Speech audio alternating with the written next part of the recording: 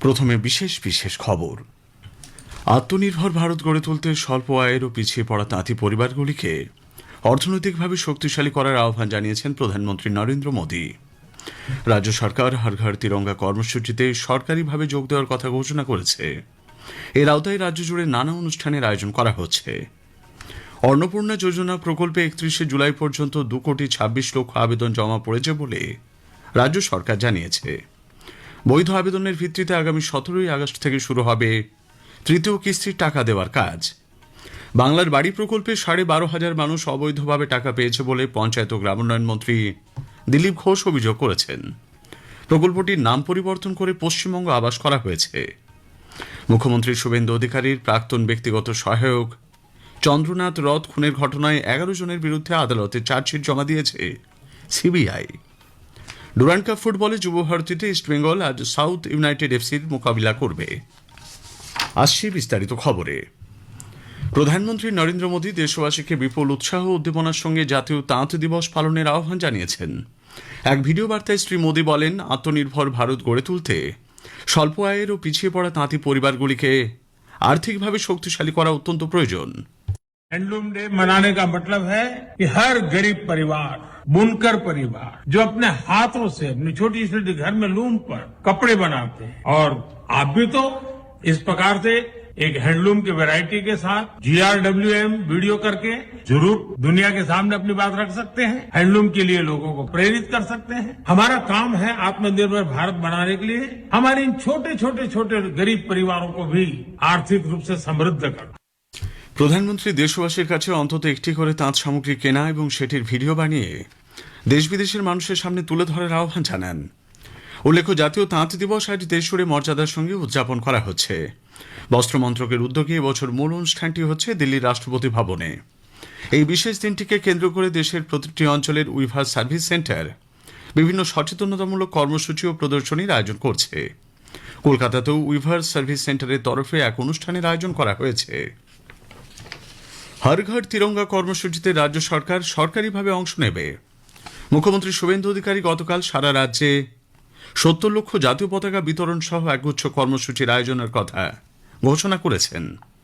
তিনি বলেন, দেশপ্রেমের আদর্শকে সামনে রেখেই কেন্দ্রের এই কর্মসূচিতে সামিল হচ্ছে রাজ্য সরকার।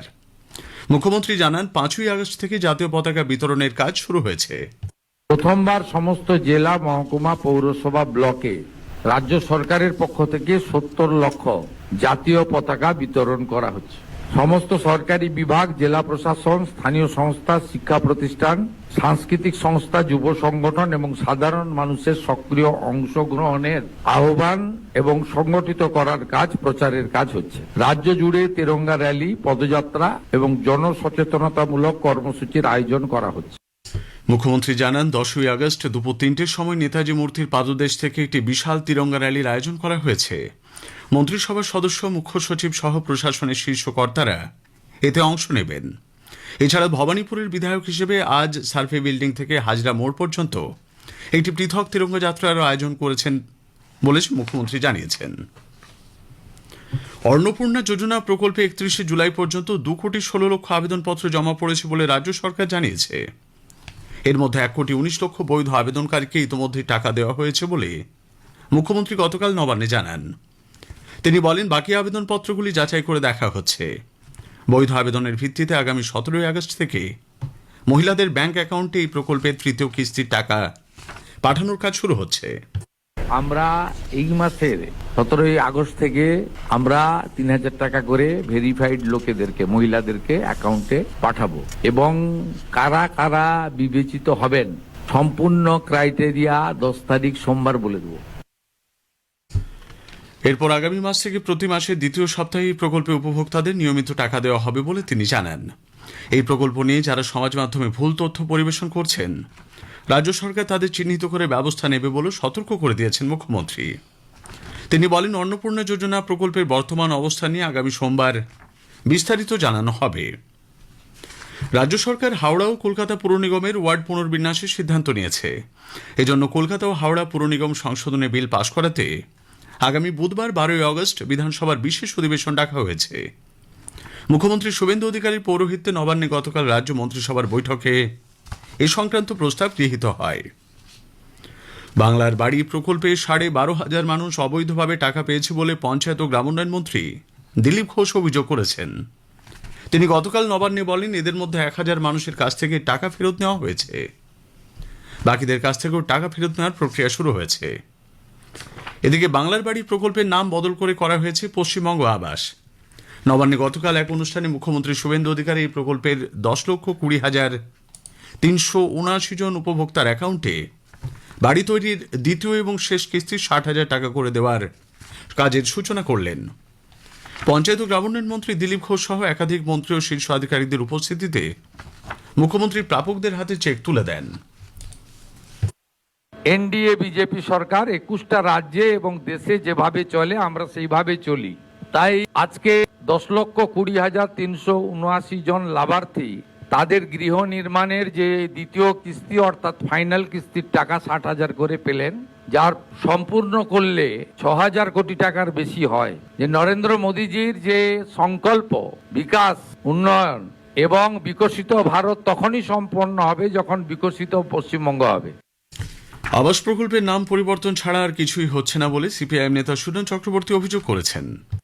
বিজেপি যাতে ডাবল ইঞ্জিন, ডাবল সুযোগ পায়, এই গোছের মনোভাব। আগে রাজ্য সরকার শুধু রাজ্যের ক্রেডিট দেখতো, এখনকার রাজ্য সরকার রাজ্যের ক্রেডিটটাকে সঙ্গে রেখে দিল্লির আবাস যোজনা প্রকল্পের টাকা বিলি করছে। কিন্তু কাকে দেবে? যার প্রাপ্য তাকে দেবে। রাজনীতির খেলায় মানুষকে যেন বিপর্যস্ত না করে, গরিব মানুষের জন্য প্রকল্প নাকি রাজনীতির স্বার্থের জন্য প্রকল্প, এই প্রশ্ন কিন্তু এরপর আস্তে আস্তে উঠবে।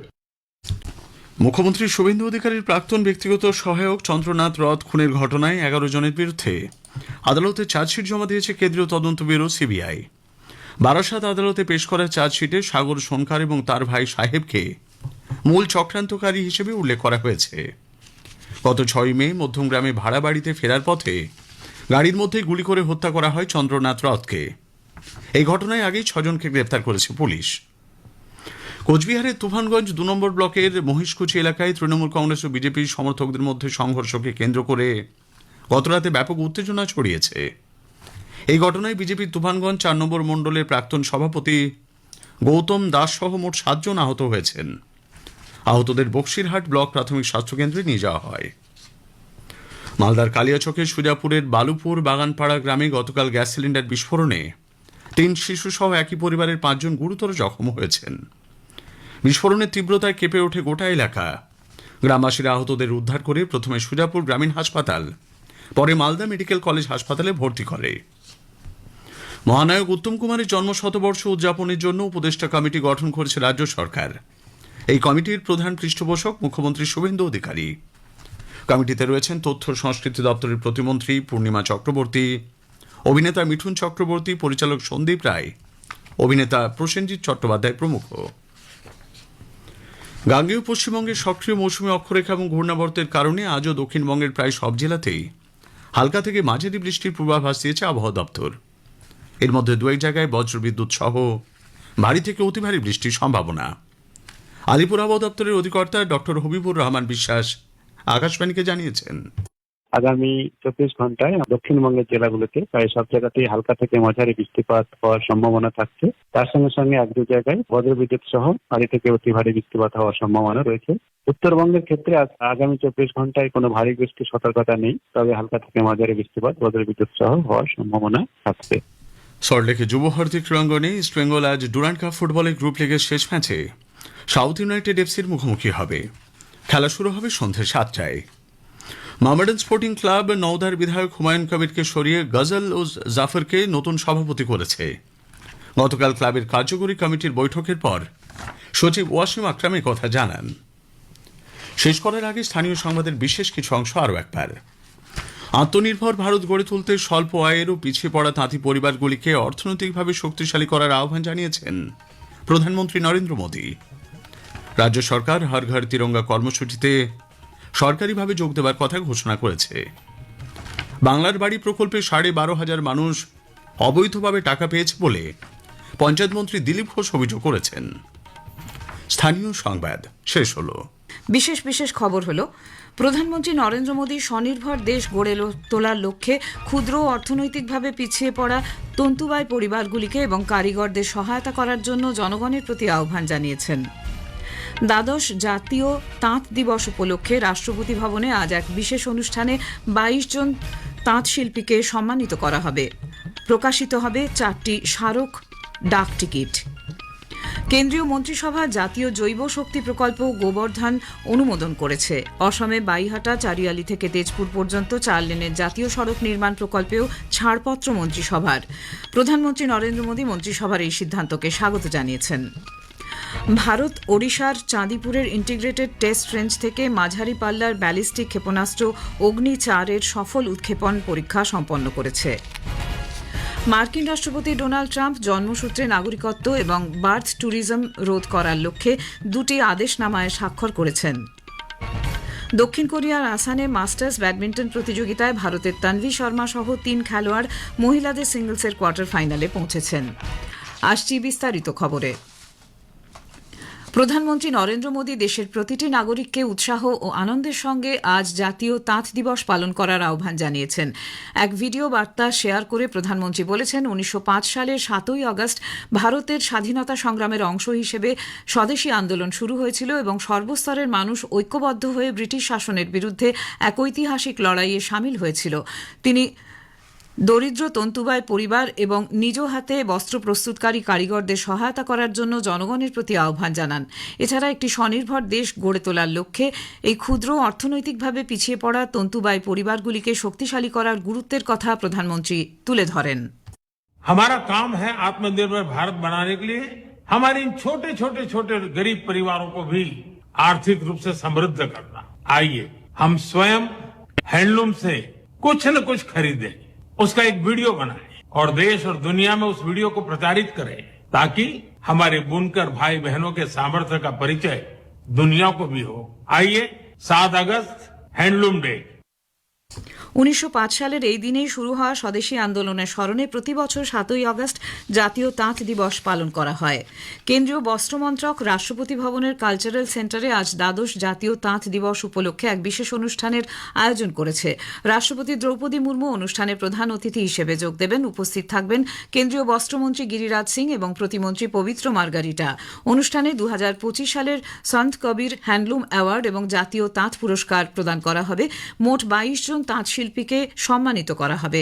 এছাড়া 4টি স্মারক ডাক টিকিট প্রকাশ, 2টি বইয়ের মোড়ক উন্মোচন এবং পুরস্কারপ্রাপ্ত তাঁত পণ্যের প্রদর্শনীরও আয়োজন করা হয়েছে। বস্ত্রমন্ত্রক জানিয়েছে, দেশের তাঁতের ঐতিহ্যকে তুলে ধরা এবং তাঁত শিল্পীদের অবদানকে স্বীকৃতি দিতে এই অনুষ্ঠানের আয়োজন। কেন্দ্রীয় মন্ত্রিসভা জাতীয় সার্কুলার জৈব শক্তি প্রকল্প গোবর্ধন অনুমোদন করেছে। এর জন্য মোট বরাদ্দ করা হয়েছে 23,731 কোটি টাকা। নতুন দিল্লিতে মন্ত্রিসভার বৈঠকের পরে গতকাল তথ্য ও সম্প্রচার মন্ত্রী অশ্বিনী বৈষ্ণব সাংবাদিকদের বলেন, এর মাধ্যমে 1.5 লক্ষ কর্মসংস্থানের সুযোগ সৃষ্টি হবে। ভারতের দূষণমুক্ত জ্বালানির যাত্রাপথে এই গোবর্ধন প্রকল্প এক নতুন অধ্যায়ের সূচনা করবে। এর ফলে দেশের যে সমস্ত কৃষিজ সম্পদ বর্জ্য হিসেবে অব্যবহৃত পড়ে থাকবে সেগুলি এবং গোবর, প্রেস, ম্যাড বা চিনি কলে আখ তৈরির সময় উৎপন্ন বর্জ্য, পুরসভার জৈব বর্জ্য এবং অন্যান্য বায়োমাস সম্পদকে স্বচ্ছ জ্বালানি হিসেবে কাজে লাগানো হবে।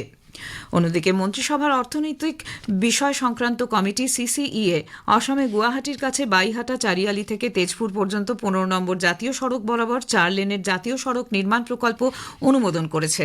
প্রায় 136 কিলোমিটার দীর্ঘ এই 4 লেনের জাতীয় সড়ক নির্মাণে 8,970 কোটি টাকার মতো খরচ হবে। প্রকল্পটি রূপায়িত হবে বিল্ট অপারেট ট্রান্সফার টোল পদ্ধতিতে। এই প্রকল্প বাস্তবায়িত হলে একদিকে যেমন যাতায়াতের গড় গতি 100% বৃদ্ধি পাবে, অন্যদিকে ভ্রমণের সময়ও অর্ধেকে নেমে আসবে। সংসদে অ্যাপ্রোপ্রিয়েশন বা ব্যয় বরাদ্দ বিল 2026 পাশ হয়েছে।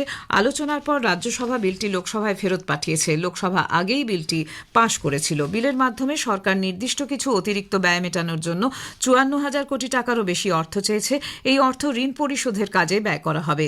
রাজ্যসভায় আলোচনার জবাবে অর্থমন্ত্রী সীতারামন জানান, সরকার রেল মন্ত্রকের কাজের জন্য 196 কোটি টাকারও বেশি অতিরিক্ত দাবি পেশ করছে। প্রধানমন্ত্রী নরেন্দ্র মোদী বলেছেন, গোবর্ধন প্রকল্প অনুমোদিত হওয়ার বিষয়টি পরিচ্ছন্ন শক্তি, গ্রামীণ সমৃদ্ধি এবং একটি স্বনির্ভর জাতি হিসেবে গড়ে ওঠার সম্মিলিত স্বপ্ন বাস্তবায়নের পথে একটি অত্যন্ত গুরুত্বপূর্ণ পদক্ষেপ। এছাড়া প্রধানমন্ত্রী বিশেষ গুরুত্ব দিয়ে বলেছেন, NH 15 অন্তর্গত গুয়াহাটি তেজপুর 4 লেনের করিডোর প্রকল্প নির্মিত হলে ভ্রমণের সময় কমবে, সড়ক নিরাপত্তা উন্নত হবে এবং বিভিন্ন স্থানে বড় বাইপাস নির্মাণের মাধ্যমে যানজট নিরসন করা সম্ভব হবে। ভারত ওড়িশার চাঁদিপুরের ইন্টিগ্রেটেড টেস্ট রেঞ্জ থেকে মাঝারি পাল্লার ব্যালিস্টিক ক্ষেপণাস্ত্র অগ্নি 4-এর সফল উৎক্ষেপণ পরীক্ষা সম্পন্ন করেছে।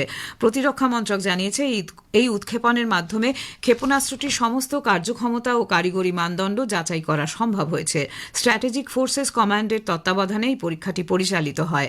মন্ত্রক আরও বলেছে, এই সফল উৎক্ষেপণ দেশের কৌশলগত প্রতিরোধ ক্ষমতা জোরদার করার ক্ষেত্রে আরও একটি মাইল ফলক। প্রতিরক্ষামন্ত্রী রাজনাথ সিং এই সফল অভিযানের জন্য স্ট্র্যাটেজিক ফোর্সেস কমান্ড ও DRDO-কে অভিনন্দন জানিয়েছেন।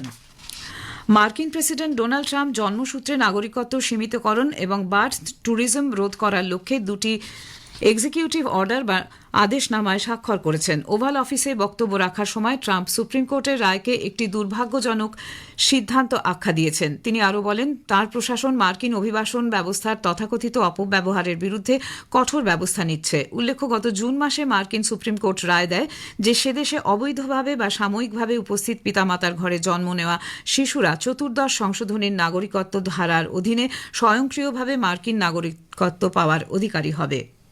We had a very unfortunate decision in the Supreme Court concerning birthright. It was close, but a very, very unfortunate decision. So we're making adjustments because it's very unfair. This was done for a different reason. This was done right after the Civil War. This was for the babies of slaves. মার্কিন president Donald Trump আশা প্রকাশ করেছেন যে ইরানকে ঘিরে বর্তমান পরিস্থিতি খুব তাড়াতাড়ি শেষ হবে। ওভাল অফিসে সাংবাদিকদের তিনি বলেন, ইরানের পক্ষে এই পরিস্থিতি বেশি দিন চালিয়ে যাওয়া সম্ভব নয়। বিশ্বের নিরাপত্তার স্বার্থে ইরানকে পারমাণবিক অস্ত্র তৈরি করতে দেওয়া যাবে না বলেও মন্তব্য করেন তিনি। ট্রাম্প আরও জানান, মার্কিন যুক্তরাষ্ট্র ও ইরানের মধ্যে সম্ভাব্য চুক্তি নিয়ে আলোচনা চলছে এবং তাতে অগ্রগতিও হচ্ছে। অন্যদিকে ইরানের ভারপ্রাপ্ত প্রতিরক্ষা মন্ত্রী ব্রিগেডিয়ার জেনারেল সাইয়েদ মাজিদ ইবনে রেজা বলেন, দেশের প্রতিরক্ষা ব্যবস্থা যে কোনো হুমকি মোকাবিলায় প্রস্তুত। বিশেষ করে মার্কিন যুক্তরাষ্ট্র ও ইসরায়েলের পক্ষ থেকে কোনো হামলা হলে তার কড়া জবাব দেওয়া হবে বলেও জানান তিনি। ভারত সিঙ্গাপুর সামগ্রিক কৌশলগত অংশীদারিত্বের রোডম্যাপে চিহ্নিত 8টি ক্ষেত্রে দ্বিপাক্ষিক সহযোগিতার অগ্রগতি পর্যালোচনা করেছে। নতুন দিল্লিতে গতকাল ভারত ও সিঙ্গাপুরের মধ্যে পররাষ্ট্র বিষয়ক আলোচনার 19তম পর্ব অনুষ্ঠিত হয়। বৈঠকে যৌথ সভাপতিত্ব করেন ভারতের বিদেশ মন্ত্রকের সচিব পূর্ব রুদেন্দ্র ট্যান্ডন এবং সিঙ্গাপুরের পররাষ্ট্র মন্ত্রকের স্থায়ী সচিব নীতি লুক গো। উভয় পক্ষ আঞ্চলিক ও আন্তর্জাতিক ঘটনাবলী নিয়ে মতবিনিময় করেছে এবং অভিন্ন চ্যালেঞ্জ মোকাবিলায় আসিয়ান সহ আন্তর্জাতিক ও আঞ্চলিক মঞ্চগুলিতে ঘনিষ্ঠ সমন্বয়ের গুরুত্ব পুনর্ব্যক্ত করেছে। কেন্দ্রীয় বন্দর, জাহাজ ও জলপথ বিষয়ক মন্ত্রী সর্বানন্দ সোনোয়াল বলেছেন, বন্দরগুলির কাজ শুধু পণ্য পরিবহনের মধ্যে সীমাবদ্ধ নয়, নিরাপত্তার দিকেও সমান গুরুত্ব দিতে হবে। নতুন দিল্লিতে আয়োজিত দ্বিতীয় জাতীয় বন্দর নিরাপত্তা সম্মেলনে সমুদ্র নিরাপত্তার চ্যালেঞ্জ মোকাবিলায় দেশের বন্দরগুলিকে আরও নিরাপদ ও প্রযুক্তি নির্ভর করে তোলার উপর জোর দিয়েছেন শ্রী সোনোয়াল। ব্যাডমিন্টনে দক্ষিণ কোরিয়ার আসানে কোরিয়া মাস্টার্সে মহিলাদের সিঙ্গলসের কোয়ার্টার ফাইনালে আজ মুখোমুখি হবেন ভারতের তানভি শর্মা ও রক্ষিতা রামরাজ। প্রি কোয়ার্টার ফাইনালে স্বদেশী খেলোয়াড় শ্রিয়াংশী ভালিশেট্টিকে হারিয়ে শেষ 8-এ পৌঁছেছেন তানভি। অন্যদিকে জাপানের মানামি সুইজুকে হারিয়ে কোয়ার্টার ফাইনালে জায়গা করে নিয়েছেন রক্ষিতা।